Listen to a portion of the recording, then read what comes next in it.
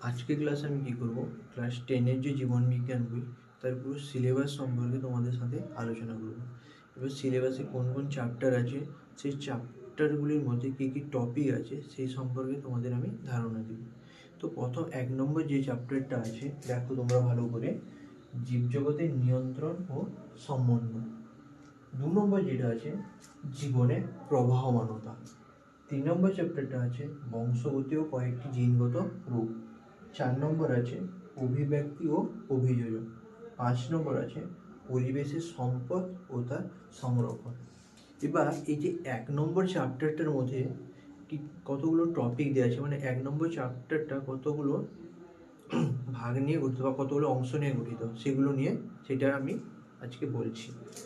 তো 1 নম্বর দেখো, সংবেদনশীলতা ও সাড়া প্রদান। উদ্ভিদ কীভাবে উত্তেজনায় সাড়া প্রদান করে এবং কীভাবে উদ্ভিদের কীভাবে কীরকম কী চলন ঘটে সেই সম্পর্কে এইটাতে আছে।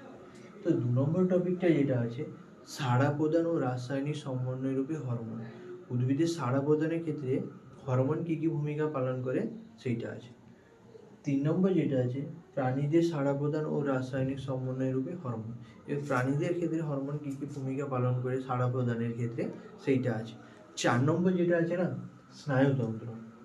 স্নায়ুতন্ত্র সম্পর্কে তোমরা আগেই পড়েছো সেইটা।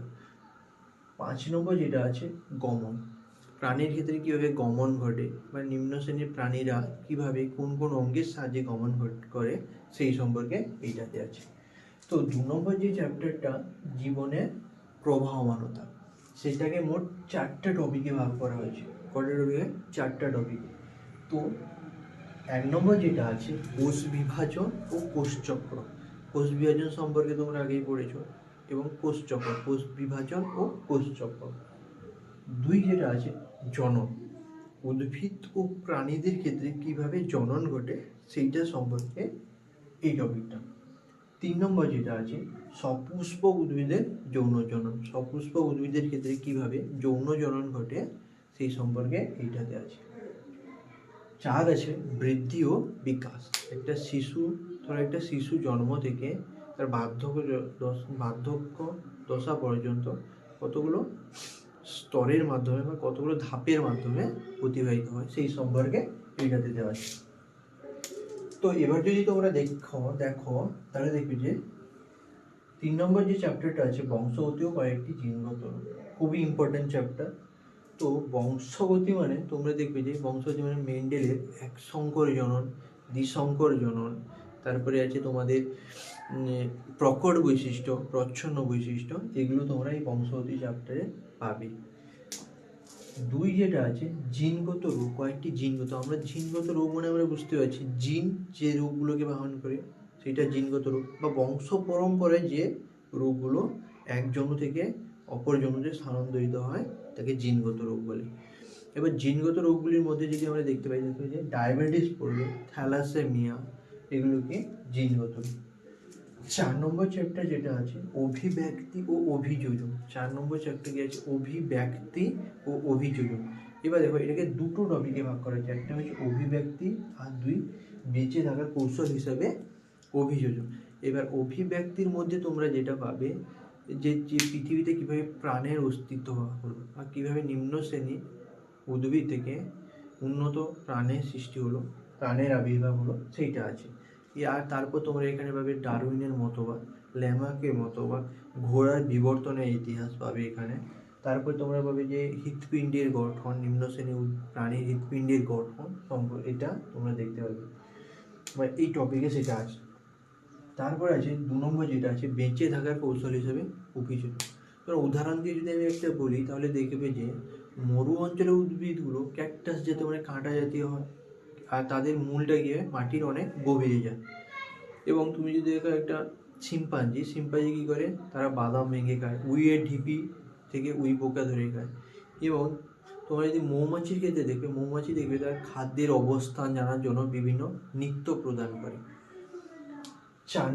5 নম্বর যেটা আছে না, 5 নম্বর যে চ্যাপ্টার আছে পরিবেশের সম্পদ ও তার সংরক্ষণ। এই চ্যাপ্টারটার সাথে তোমরা পূর্ব পরিচিত, মানে এই চ্যাপ্টারে যেগুলো আছে সেগুলো তোমরা আগে অনেকবারই পড়েছো, বহুবার পড়েছো। তো 1 নম্বর চ্যাপ্টার যেটা আছে না, নাইট্রোজেন চক্র, বা 1 নম্বর টপিকটা নাইট্রোজেন চক্র। তো নাইট্রোজেন চক্র মানে তোমার যে পরিবেশে নাইট্রোজেন কীভাবে প্রাণী বা উদ্ভিদে, আবার উদ্ভিদের দেহ থেকে কীভাবে পরিবেশে ফিরে যায়, সেইটা নিয়ে এটাতে আছে। এবার 2 নম্বর যেটা আছে পরিবেশ দূষণ। পরিবেশ দূষণ সম্পর্কে তো আমরা পূর্ব পরিচিত, পরিবেশে বিভিন্ন অবাঞ্ছিত বা অবাঞ্ছিত পদার্থ মিশ্রিত হওয়ার পরে পরিবেশ দূষণ ঘটে। তো 3 নম্বর টপিকটা যেটা আছে পরিবেশ ও মানব জনসমষ্টি।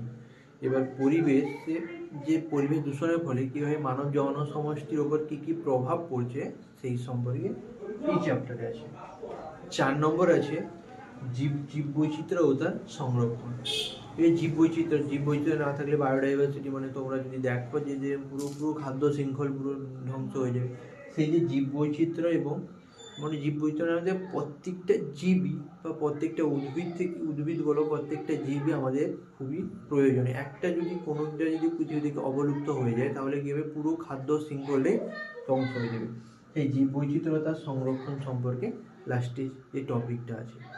তো কাজেই তোমরা ভিডিওটা ভালো করে দেখো এবং তোমরা সিলেবাস সম্পর্কে পুরোপুরি তোমাদের মনে যা যে প্রশ্ন আছে সবগুলো দূর করো। এর পরের ক্লাসে আমরা কি আলোচনা করব, জীবজগতের নিয়ন্ত্রণ ও সমন্বয়। এই যে চ্যাপ্টারে একটা টপিক, প্রথম টপিকটা উদ্ভিদের সংবেদনশীলতা ও সাড়া প্রদান, এইটা নিয়ে, এবং এখানে আছে উদ্ভিদের চলন, কী কী চলন, সেইটা নিয়ে আমরা আলোচনা করব।